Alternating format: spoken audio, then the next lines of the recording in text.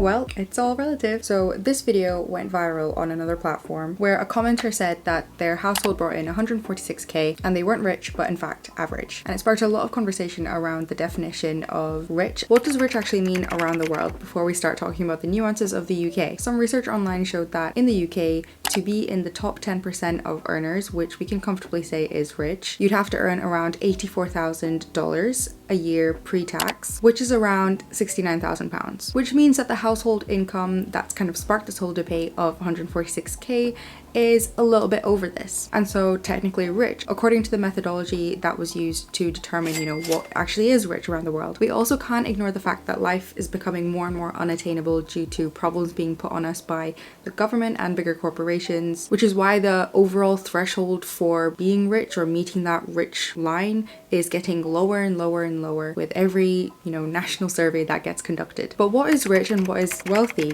Because there are differences and they're not the same thing. And being wealthy is not only having enough money to meet your immediate needs and wants, but it's also having a net worth. And having a net worth means that you can maybe not work if you don't have to, and it means that your money does work for you. Wealth means having assets, especially assets that generate an income, whereas rich could easily mean lots of outgoings and expenditures that you can afford because you're rich. You either have the cash or access to debt for all these outgoings and expenditures, but you may not have the assets to match, i.e. having a low net worth. This is why some people who are rich may not feel rich because they don't actually have as much to play around with, or they don't actually feel free financially. I think there's also a necessity to have some humility and nuance with this conversation, and I think simply stating that an amount of income, especially disposable income, which is vastly more than the national average, is slightly tone deaf. I think there's situations where you need to read the room, and here the room has people who not only don't need a reminder that they're actually very, very below average, but that even getting to average is unattainable for them. But how do you talk about that and reading the room without invalidating someone who is struggling on 146k? Because in the grand scheme of things, in certain areas of the UK, it isn't enough to meet some people's definitions of rich. You can't say this without invalidating their struggles. You can't possibly know the nuances and the context of people's households, and you just don't know if 146k is a household of 6 or 7, whereby that would be a struggle. In this specific case, the 146k was for, I think, 2 people who each had £1,000 worth of disposable income. Nuance and context is a must. And on that point, is £1,000 a month of disposable income per person a struggle? Yes, if lifestyle inflation has gotten the better of you. There is no actual limit to the amount of money that you can get in life, but once your needs are actually being met by the money you're getting, having more money than that makes you rich. It's easy to fall into the trap of feeling like you don't have enough despite earning a lot more than the national average because of lifestyle inflation. Moving to a more affluent area, getting a pet, upsizing, buying more luxury items, and generally being more materialistic are examples of lifestyle inflation, i.e. doing things that cost more because you can afford to do those things the more you earn more money.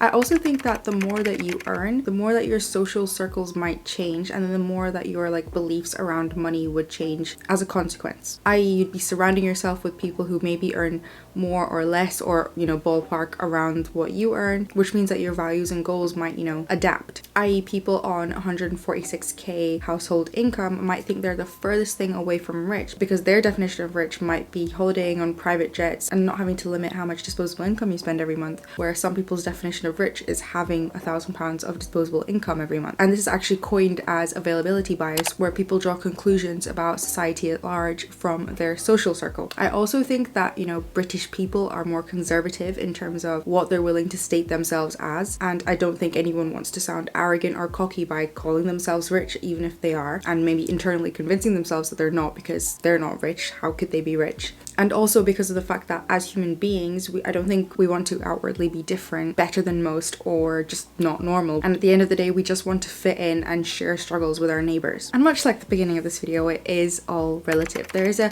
sliding scale between average, comfortable, and rich or wealthy. And that sliding scale is obviously going to just differ from person to person. And the fact that the definition of rich varies so greatly across the world attests to that fact. The comment on the viral video said that 146k is average, which could lean itself as ignorant to the reality of people living in the UK. According to a UK government website, the median household income was £31,400 for, I think, financial year for 2021. And there's another article online that said that 60 to 80% of the British public earning between 80 and 100k say they're about average. And then the most shocking thing about this statistic particularly is that the voters who voted about average had the option to pick fortunate, yet chose to vote for average. But it's true that the differences between average and comfortable actually probably have the most grey area and are largely again determined by availability bias, i.e. the conclusions you're drawing about society at large from the people you hang around with. And personally, I think the differences between average and comfortable are mainly around whether you're having to decide between needs and wants and whether you get to pick and choose between luxuries. I think you're comfortable if you have to choose between having a pet or going on holiday.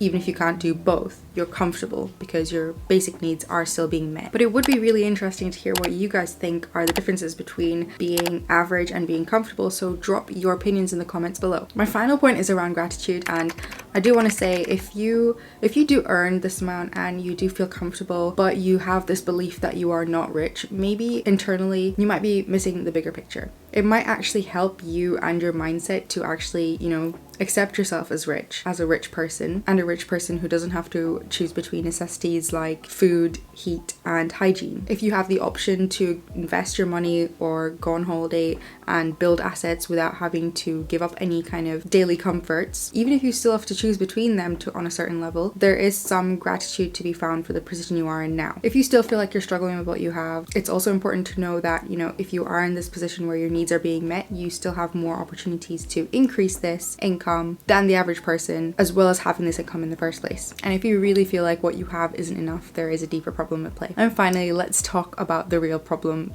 very briefly, because it is government, it is the taxes, it is corporations, it is bigger institutions who are abusing regulations and the law, and we as consumers and the public are the ones who are suffering. Generally, people in the UK tend to be more negative, tend to underestimate when comparing themselves to other people. Personally, that's why I think you always think you're worse off than someone else because you don't want to seem pompous, you don't want to, again, be different. And it's probably due to a large scale lack of humility, gratitude, and plain ignorance. But I think some amazing things could come from this conversation, and those include validating each other's financial struggles, learning about each other's, relationship with money, and also just talking about finances and money a little bit more, especially in your social and familial circles. We need to judge each other less and appreciate what we have a little bit more. See you next week, guys.